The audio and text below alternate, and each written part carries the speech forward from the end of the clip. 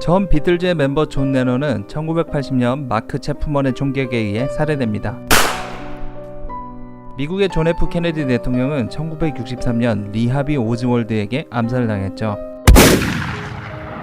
두 암살범에겐 공통점이 한 가지 있습니다. 그들의 암살 현장에서 바로 이 책 호밀밭의 파수꾼이 등장했다는 것인데요. 마크 체프먼은 모든 사람들이 이 책을 읽어야 한다고 말했고 리 하비 오즈월드의 저격 장소에선 이 책이 발견되었다고 합니다. 과연 이 책은 어떤 책이길래 암살자들이 사랑한 책이 된 걸까요?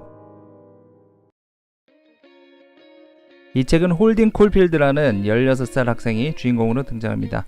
키는 185cm 정도의 비쩍 마른 체형이죠.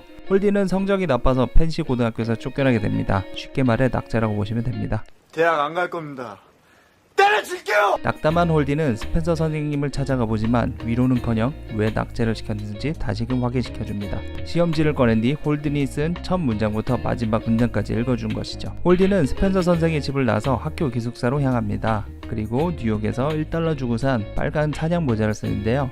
이게 바로 홀딘의 트레이드마크라고 할 수 있습니다. 여드름짜기가 취미인 에클리와 대화를 나누고 잠시 후엔 스트라드레이터도 등장합니다. 홀딘의 표현에 따르면 부모님이 졸업 앨범을 보다가 어머 이건 누구니? 라고 할 법한 잘생김이라고 묘사합니다. 아무튼 멋을 부리고 나갔던 스트라드레이터는 홀딘과 사귀었던 사이인 제인 갤러워와 단둘이 차에서 시간을 보냈다고 말합니다.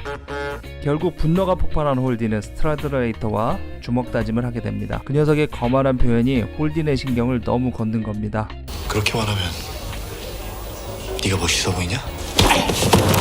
하지만 키만 컸지 약골인 홀딘은 신나게 두들겨 맞습니다. 신나게 맞다가 기절까지 한 홀딘은 결국 학교를 떠나기로 합니다. 홀딘은 위선자들이 판치는 학교를 떠나서 뉴욕으로 향합니다. 겨울방학까지는 아직 3일이 남았으니 그때까진 뉴욕에서 시간을 때우다 가기로 한 거죠. 기차에선 같은 학교 선생의 어머니를 만나 추퍼를 던져보기도 하고 택시에 타서는 센트럴파크의 오리들은 겨울이면 도대체 어디에 가는 거냐고 묻기도 합니다.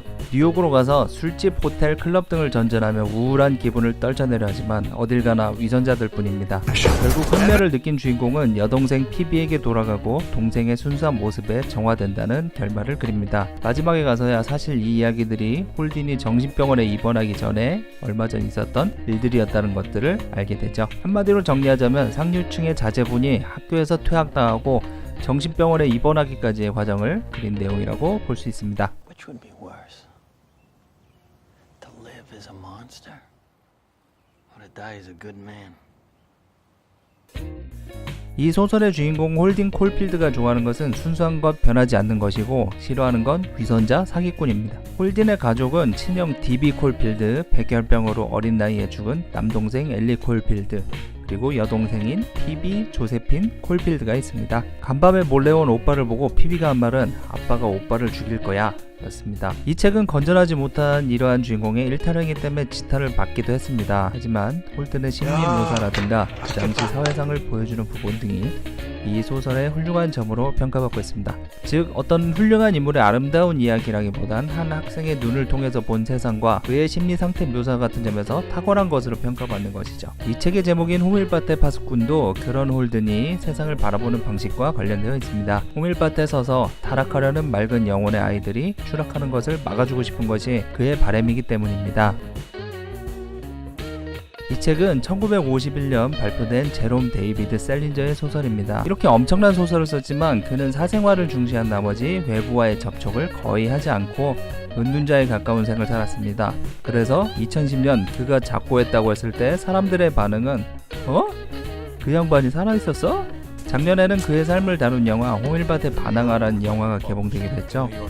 참고로 그의 아들인 맷 셀린저는 영화배우가 됐는데 그의 대표작은 1990년판 캡틴 아메리카의 캡틴 아메리카입니다. 아무튼 이 책은 아주 많이 팔렸습니다. 자그마치 6,500만 부나 팔렸습니다. 역대 단행본 판매량 순위를 보시면 실감이 나실 겁니다. 이 책을 본 사람들이 암살을 한다는 주장은 마치 GTA5를 산 사람들이 차를 훔쳤다고 하는 주장만큼이나 확대 해석하는 거라고 볼 수 있지 않을까요? 모두 꺼봤습니다. 뭐야?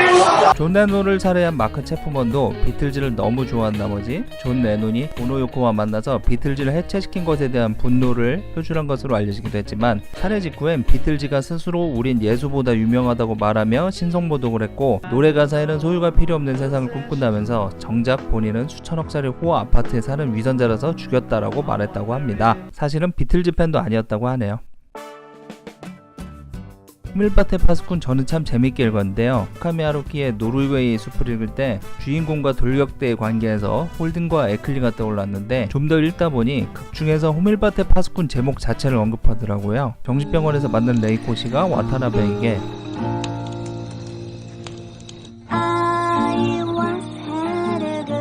라고 말하죠.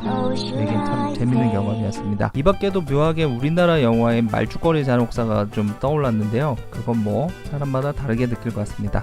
재밌게 보셨다면 구독, 좋아요, 댓글 부탁드리겠습니다.